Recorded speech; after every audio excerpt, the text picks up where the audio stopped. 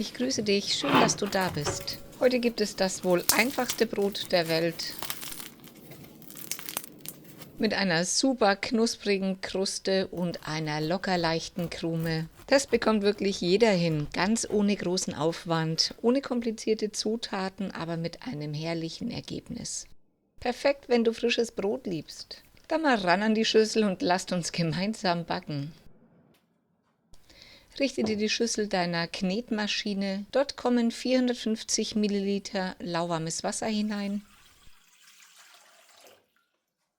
Dazu kommen 10 Gramm frische Hefe oder 3,3 Gramm Trockenhefe. Egal welche Hefe du benutzt, diese wird auf jeden Fall im Wasser aufgelöst.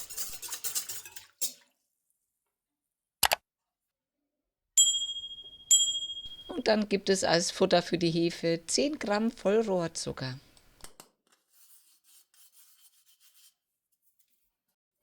Und für den richtigen Geschmack gibt es 5 Teelöffel Salz, was in etwa 15 Gramm entspricht. Und auch hier werden die Zutaten miteinander verrührt. Nun gibt es das Highlight: 650 Gramm Dinkelmehl Typ 630. Dieses ist oft besser verträglich als Weizenmehl.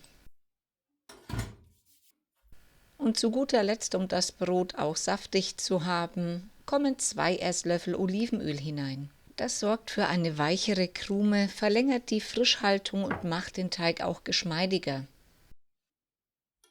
Nun kannst du die Schüssel in deine Küchenmaschine stellen und auf Stufe 1 die Zutaten vermischen lassen und dann auf Stufe 2 für die nächsten 6 Minuten dir einen weichen Teig formen lassen. Und währenddem sich die Zutaten kräftig durchwalken lassen, ölen wir die Schüssel ein. Dazu kommt einfach 1 Esslöffel Olivenöl rein und kleide die Schüssel mit deinen Händen aus, sodass der Teig später nicht daran kleben bleibt. Der Teig ist jetzt wunderbar weich und geschmeidig geknetet. Befeuchte am besten deine Fingerchen, damit du ihn mühelos vom Knethaken lösen kannst.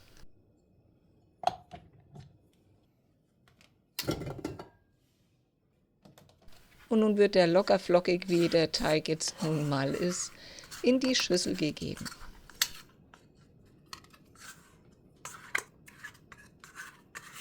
Lass den Teig nun abgedeckt mit einer Folie für etwa 3 bis 4 Stunden bei Zimmertemperatur ruhen.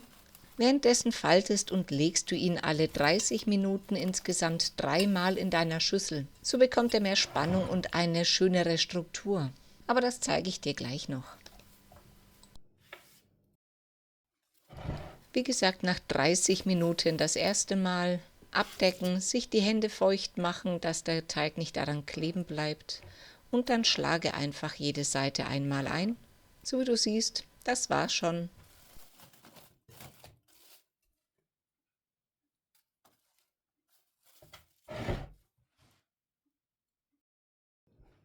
Nach einer Stunde gibt es die nächste Runde. Dabei kannst du sehen, wie wunderbar der Teig inzwischen schon aufgegangen ist. Und du legst und faltest ihn genauso wie beim ersten Mal. Dabei wirst du feststellen, wie griffig der Teig geworden ist und bereits ein wenig auf Spannung ist.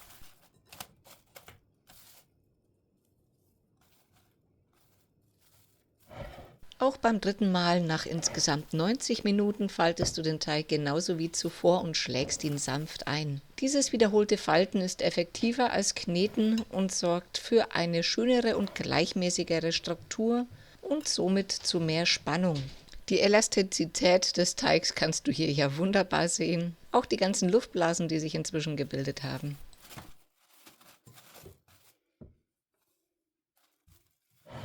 Insgesamt sind bei mir nun 3,5 Stunden vergangen und du kannst sehen, wie wahnsinnig der Teig aufgegangen ist und ein richtig schönes Volumen bekommen hat. Sodass er natürlich ganz klassisch an der Folie kleben bleibt. Das könntest du verhindern, indem du die Folie einölst. Aber er riecht wunderbar herrlich nach Hefe und ist nun bereit für die weitere Verarbeitung.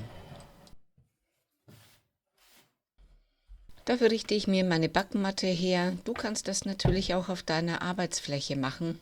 aber ich finde, das lässt sich am Ende besser reinigen. Egal ob Matte oder Arbeitsfläche, diese wird bemehlt und dann kommt natürlich der schön blasige Teig da drauf. Das siehst du ja bei mir, wie wunderbare Fäden er zieht.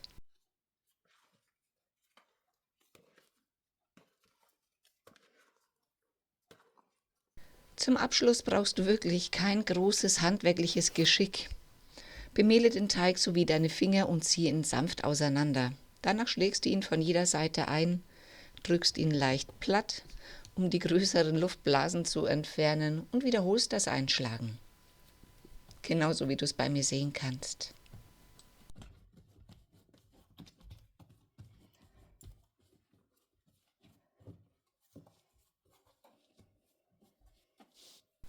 Der Teig sollte jetzt schön geschmeidig sein, sodass er nicht mehr an deinen Händen kleben bleibt. So hat er die perfekte Konsistenz für ein luftiges und gut formbaren Teigling. Dann wird er nur noch eingemehlt, ruhig großzügig, sanft einstreicheln, das kann der Teigling gut vertragen.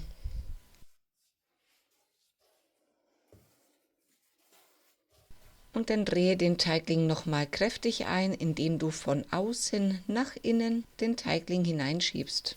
So darf er jetzt nochmal für eine halbe Stunde ruhen, bevor wir den Backofen anmachen.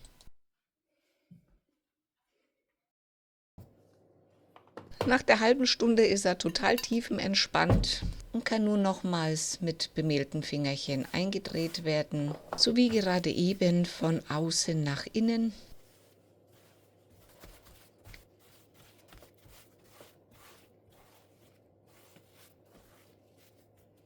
Du solltest ihn ohne Probleme anheben können, um ihn auf deine Dauerbackmatte zu geben. Die groben Luftblasen von außen kannst du nun einfach noch ausdrücken. Dann kannst du mit einem scharfen Messer ein Muster deiner Wahl einschneiden. Damit legst du die Aufbruchkante des Brotes fest. Das kann bemehlt oder unbemehlt sein oder so wie bei mir, mit Mehl und ohne Mehl. Während sich der Teigling dann noch entspannt für ungefähr 15 bis 30 Minuten, heize den Backofen auf 225 Grad vor. Der Topf oder Backblech, je nachdem, wo du das Brot hinaufgibst, sollte ebenso vorgeheizt werden. Damit das Brot unter optimalen Bedingungen backt, stellst du eine Schüssel mit heißem Wasser in den Backofen. Der damit entstehende Dampf sorgt für eine knusprige Kruste.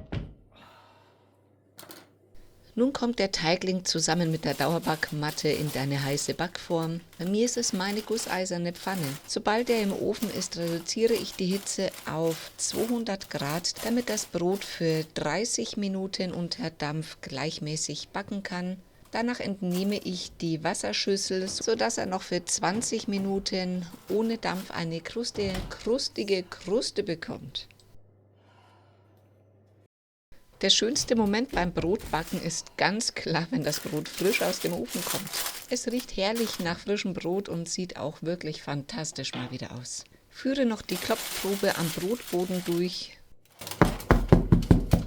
Wenn es sich hohl anhört, wie hier bei mir, ist es perfekt durchgebacken. Vor dem Anschnitt empfiehlt es sich, das Brot 1 bis 2 Stunden auf dem Gitterrost auskühlen zu lassen, damit die Feuchtigkeit im Brot bleibt und nicht entweicht. Denn genauso muss es sein.